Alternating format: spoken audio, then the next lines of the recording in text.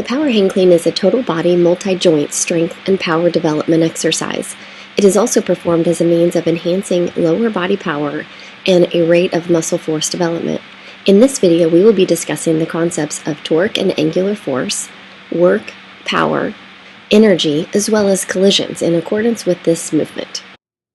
Torque is a critical component in order to successfully complete the hang clean exercises. Without torque, it would be impossible to complete the exercise with the appropriate explosiveness required.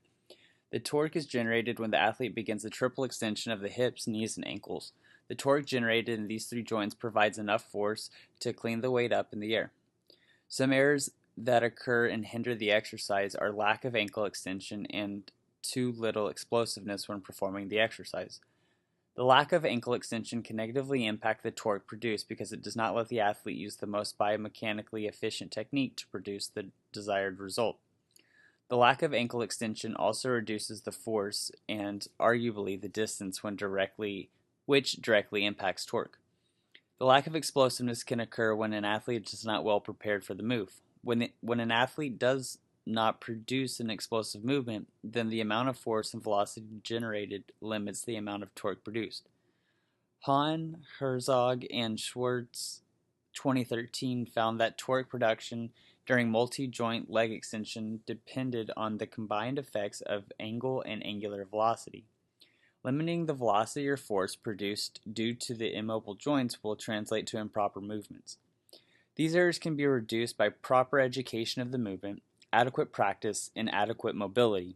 Ensuring an athlete understands the technique through observation and practice are ways to improve this technique. Having the athlete practice with broomsticks and other light pole objects like PVC pipes can help teach the motor pattern necessary for the movement. Mobility is one of the most important aspects. Without adequate mobility in the body will not be able to replicate the movement efficiently, which can lead to injury. One article found by Wang and Cochrane looked at lack of mobility and asymmetries in elite volleyball athletes. The researchers concluded that the lack of mobility and muscular imbalances can lead to shoulder injuries in athletes. While this is not necessarily pertaining to the power clean, it can easily be argued that the lack of mobility can lead to injury in athletes performing the hang clean exercise. According to research, the HPC produces more than 4 times as much power as a squat or deadlift, and more than 9 times that of the bench press. And because the move is so fully loaded and jam-packed with a variety of joint action and muscle action, it's extremely important to make certain that you have every phase perfected in order to avoid injury. The sooner it becomes second nature to you, the sooner you'll begin reaping the benefits in power, strength, and resulting muscle growth.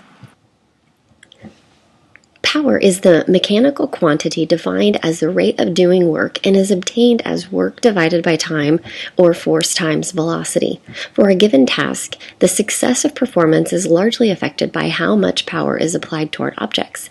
Thus, improving power output during sports performance is one of the most important goals for strength and conditioning programs. One study found the use of ground reaction force data to be the most direct and valid way to measure power output during hang power clean. The movement of power output applied to the barbell may not necessarily be associated with the improvement of the power output of the total body applied to the ground. For example, it may be that power applied to the barbell is improved due to the improvement of lifting technique, even if the ability to exert force and power toward the ground is not improved. Traditionally, practitioners typically prescribe the full movements of the clean or their catching derivatives like the hang power clean, where the full squat catch is omitted.